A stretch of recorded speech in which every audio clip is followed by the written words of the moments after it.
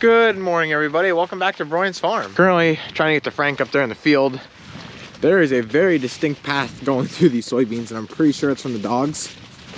Yeah, that or it's deer, but coming right out from the shed, I kind of highly doubt that. Makes it nice for me though. I don't have to get too wet. I am wearing rain pants. It rained all through the night last night. It's still kind of spritzing right now, but we got to get as much stuff as we can picked today because we have frost coming tonight. So there's Frank. You can see him in the yellow jacket right now. He's trying to get some yellow beans.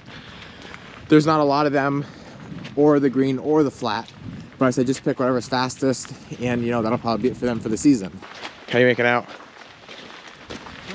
That's not too bad. You look really nice. Oh yeah. Well, maybe I'll just walk straight down across the sweet corn field here, and I'll start picking some zucchini if you want to keep going on these. Okay. I don't think there's going to be many of those either. Little knife, little knife. There we go. And I'll take 2 boxes.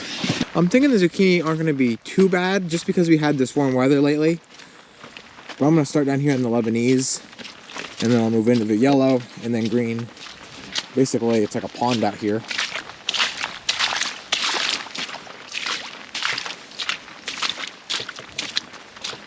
Alrighty. So right here is the Lebanese. Let's see what we can get. Now usually I would not pick something this size, but just because we have all this cold weather coming and I'm pretty sure it's going to kill these or severely injure them, I'm going to pick them, that way we at least get something off of them.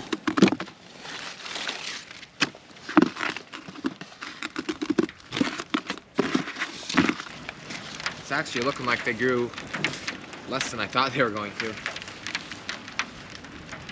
These are pretty tiny, but let's see what happens.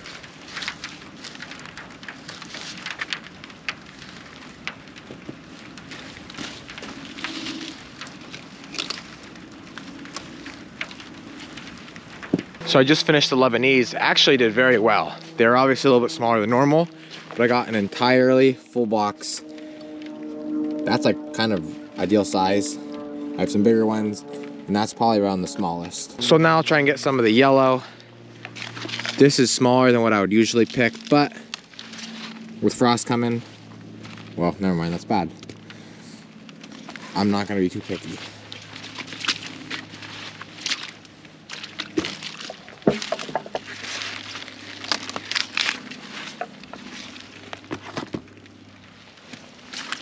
I'm not sure why these have these marks in them, but they're not going to last.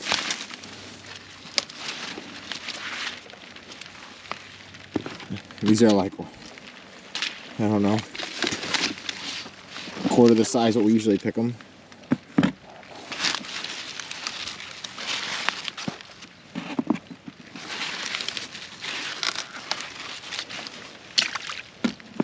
Now on to green. Here's a nice one. Now there is the small chance, goofy, but it's nice, that the frost might not be too bad and we could pick these one more time. But that's assuming out of these 3 days of frost, it doesn't get too bad to where it hurts them, and then it gets back up to temperatures warm enough to where they're actually gonna grow again, which is a long shot. So I'm just gonna take a walk down through here, see what I can find.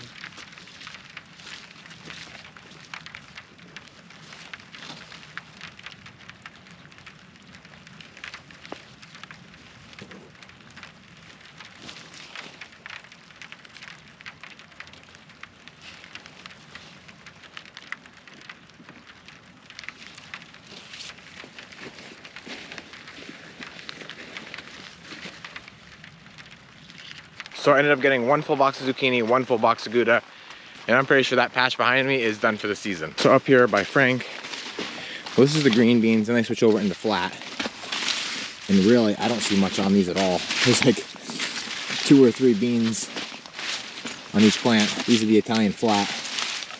I see 1, which is a nice bean, but not many at all. The trees on the mountain are starting to get bare. It was all nice and colorful, but now everything's kind of turning like just like that darkest orange. Down there, they're still pretty nice. But over here, it's only gonna be a couple more days and they'll be bare completely. Moving on to the dill, I still cannot believe how this grew back that nice, this late in the season. I'm not gonna pick any of this, at least not right now. I'm gonna go after the big stuff here at the end. Really, if you would have asked me, like right before I started picking this, I'd have never guessed this dill was gonna get this big. And I swear it grew another like 8 inches since we had that warm spell last week. But I'm gonna finish cleaning this all up, get it in the buckets, get it in the cooler. That way it'll be safe tonight. I also don't have any rubber bands, so that's gonna kind of hold me back a little bit. I don't want to get any of that yellow stuff in there either. Kind of like collard greens. I'm just gonna cut it and just stick it with the tops hanging out. Pick these yellows out.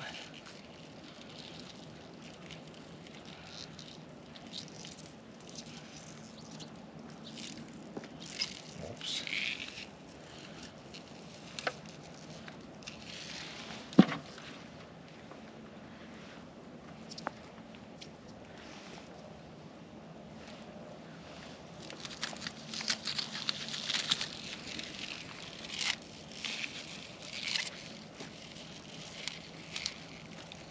And some of this yellow could be from the frost we had like a week ago. I don't know. Maybe just because it's getting mature, it's getting cold. Could be all the above. I just got my first bucket done. Pretty sure the way it's looking, I'm gonna fill that whole bucket full. But it's getting to be a real nuisance picking all these yellow stems out of the bunches. So what I've done is, or what I'm starting to do, is cut bunches like as big as I can carry, laying them down over here, and then I kind of just flip them in the nice, like right on top of the ground. That way I'm not getting them all muddy, and just pick everything out instead of trying to do it in my hand and fumbling it and dropping everything.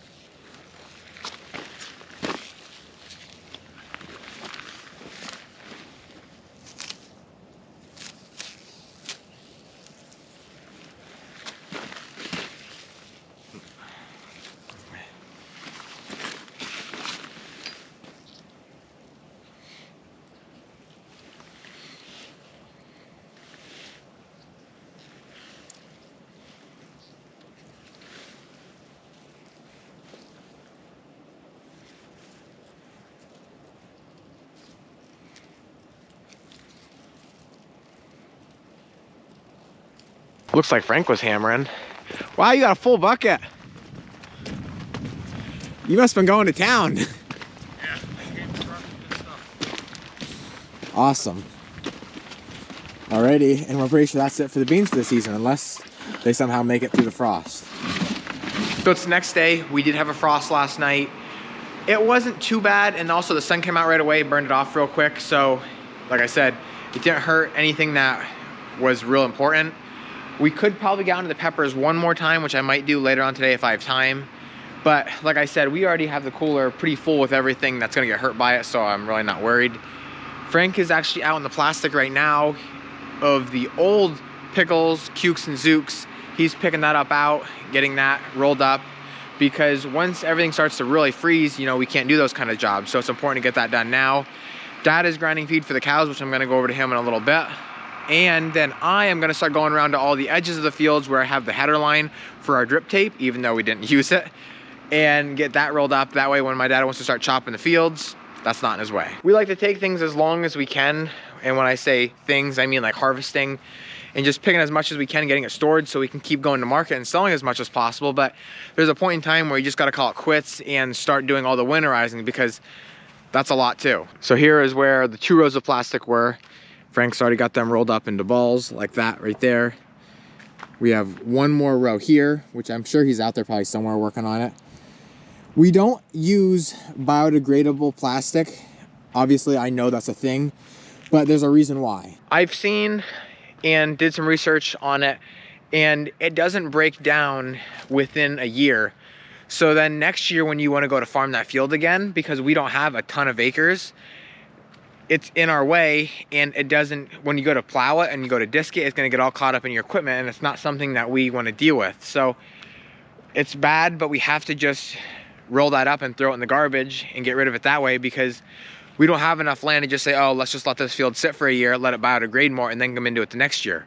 We can't do that. We need the land, we need the space, and so this is our only option. So Dad's backing into the grain bin right now, which has our corn in it. He's gonna fill a good portion of that feed grinder right there with corn, and then I'll take it over to the barn where we'll mix minerals and oats with it to grind it all together, and that's what we call chop. So it's gonna get very loud in a little bit. I'm gonna try and explain this right now. That's the auger where the corn's gonna come out of. This auger is where the corn's gonna go into, and then it's gonna feed into the side there, which then is going to put it in the tank, and that's where everything's going to get mixed together to get ground up. Now if he is the correct distance away, it should fit underneath there nicely. I think he's got it.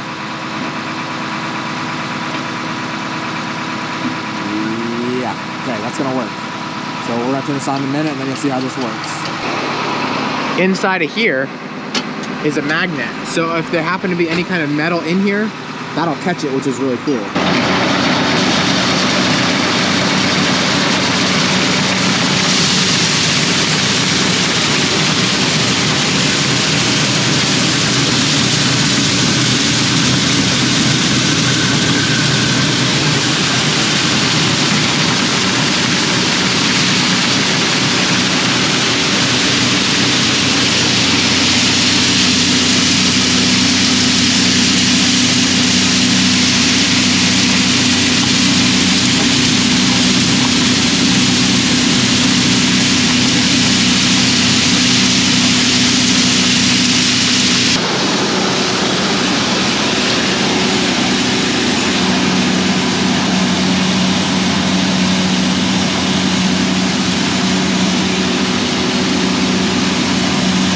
I'll run over to Mom here quick, then I gotta go start my own jobs.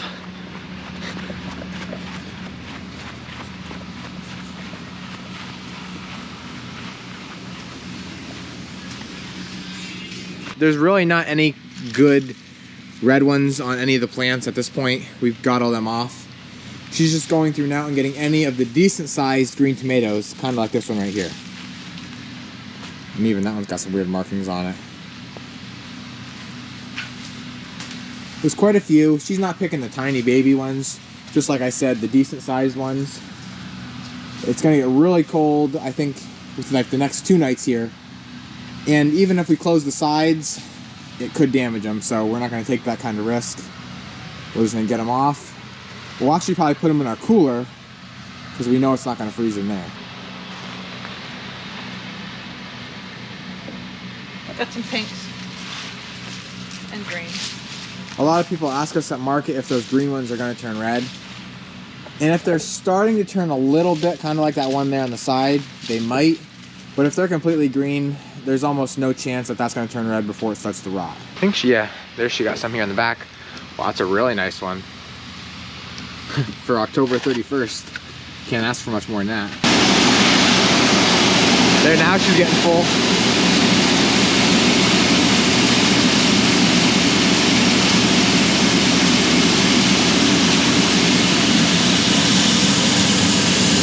I just got out here. Let me show you what I'm doing. If you've been following along with my videos for quite some time, you'll know how I set this up, and now obviously I'm taking it down. Everything has to kind of work together when doing irrigation. So our irrigation pipe would come out through here, it hit the middle of this field, then we had a splitter, we watered this half and this half. We could probably do the whole thing at one time, but if we wanted to do half and half, we had that option. So anyway, I already got the first half of the header line out. Here's the second half. Right here I have it plugged, that's where my splitter went. And then right here is my fittings, which went onto the drip tape. And I'm currently taking them off. It's a little bit difficult with how high the weeds are. Kind of just gotta dig through here a little bit. Right there it is. So what I'll do is I'll shut it off so no dirt can go back in there. And then I'll take, and if I can do it with one hand, maybe I can't. Loosen that up. Just like that. And then this drip tape will pull right off like so. And then I can fish it up out of the weeds here. So I just got this all coiled up. Pretty nice. I was gonna take the fittings out, but then I figured with the way I rolled it, they weren't really a pain in there, so I'm just gonna let them be. The only problem is next year, there's like a 0% chance that our field is gonna be laid out exactly like that and the fittings are gonna be exactly in that place, but I'll cross that bridge when I get to it. Then out here, if you remember when we had bad crow problems, we had to put this pole and this balloon in. Now, obviously this is deflated, but the watermelons and cantaloupe are now done. So time to pull this out of the ground.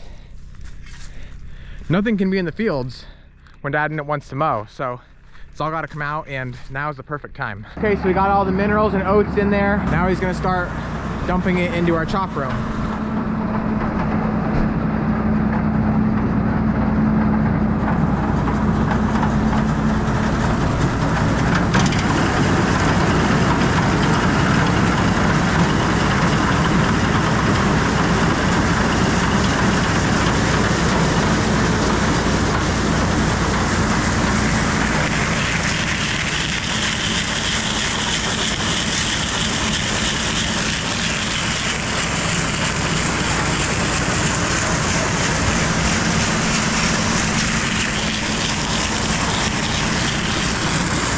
That's what it looks like. You can see the little bits of oats and corn in there. So it's the next morning. It's about 28 degrees right now.